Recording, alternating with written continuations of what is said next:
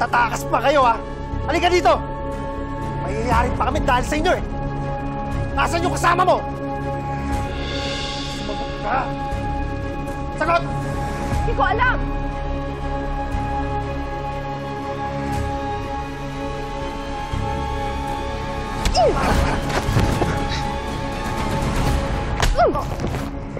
Ayos lang po kayo, Lady Justice? I'm okay. Let's get out of here! Hanggang dyan na lang kayo. Akala mo makakatakas ka sa amin ng ganun-ganun lang?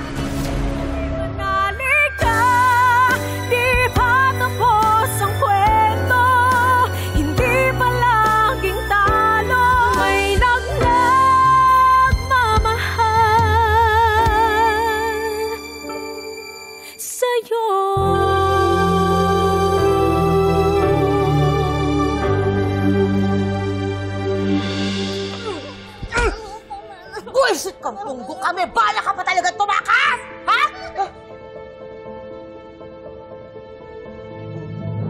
Di na weird! Kita mo na yung galit na galit ka sa akin yung kapatid ko at sabi niya sa akin, turuan daw kita ng leksyon! Sally! What are you doing? Tumahimik ka! Tama na! Halika! Tuturuan kita! Halika! Sabihin! Sa akin na yan! Bitiwan niyo si Lila! Tumahimik ka! Halika dito! Halika! Ano pong gagawin niya? Ano sa palagay mo? Ha? Ayan!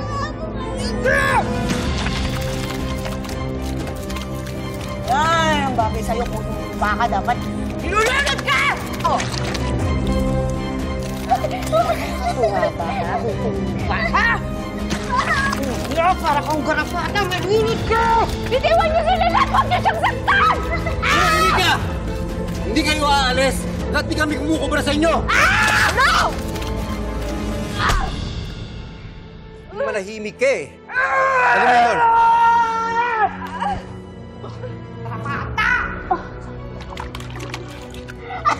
O ano, attorney? Masaya ba? Ha? Magtatanda ka na ba? Sa susunod na balak mo pang tumakas, hindi na kita ilulubog. Ibibing ko kayong dalawa na buwan! Huwag ka na makulit ah! Lila! Maawa kayo sa kanya, Lynette! I have access sa trust fund ko. I can use it as ransom payment para ma-save si Matty. Don't get me wrong, Era, but I don't think it's a good idea to concede to the kidnapper's ransom. Tama siya, Torrance Spanky. Walang kasiguraduhan kahit magbayad tayo ng ransom na hindi saktan ng mga kidnappers mami mo tsaka si Lilith. So what are you trying to say? Napabayaan ko si Matty? Na maghintay na lang ako na i-deliver ng mga kidnappers yung bangkay niya? Well, I think the best move right now is to inform the police about the ransom demand. We should tell the authorities na nakikipag-communicate sa mga kidnappers. Tama si Attorney Bonnie. We need to help the police with their investigation. At this point, we need to establish clear communication with the kidnappers. And we should immediately coordinate with a professional negotiator. Narinig niyo naman yung sinabi ni Sally, di ba? Na kapag nagsumbong tayo sa mga pulis, sasaktan nila yung mommy ko. Paano pag tinutuo nila yun? Anong gagawin ko? Anong gagawin natin? That's exactly why we have to cooperate with the police. Para madaling makita mami mo tsaka si Lilith. Alam mo, sa mga ganitong sitwasyon, sila may experience eh. They know what to do. Magtiwala tayo sa kanila. I have a friend. He's a professional negotiator. Let me talk to him.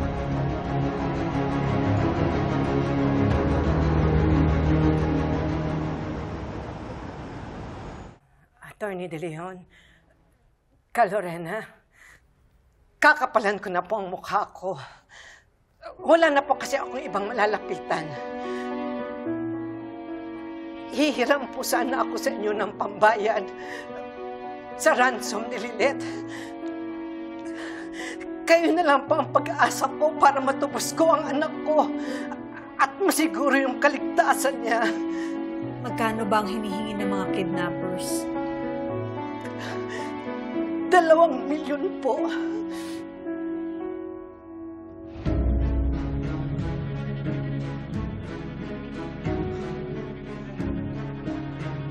Miss Matias, Gusto ba namin kayong tulungan? We just don't have that kind of money right now. Sir, kahit po habang buhay ako manilbihan sa inyo na walang bayad, gagawin ko po. Tulungan niyo lang po ang anak ko. Nagmamakaawa po ako sa inyo. Sir, Lorena. Cons, baka naman pwede muna natin gamitin yung contingency funds ng law firm. Lilette is one of us. Hindi natin siya pwedeng pabayaan. Are you serious, Lorena? You know we're in the middle of a financial crisis dito sa law firm natin. We need every centavo we have.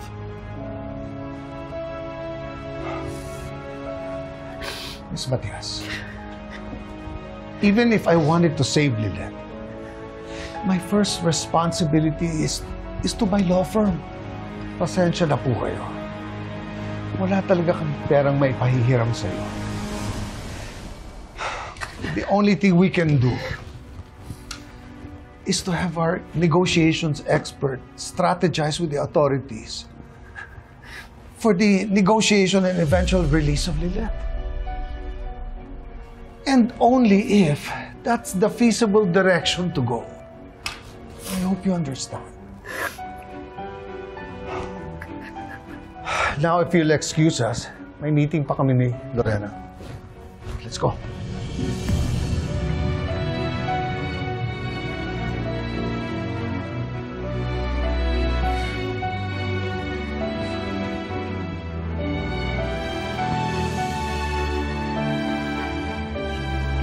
Ano pong gagawin natin, Tita Sis?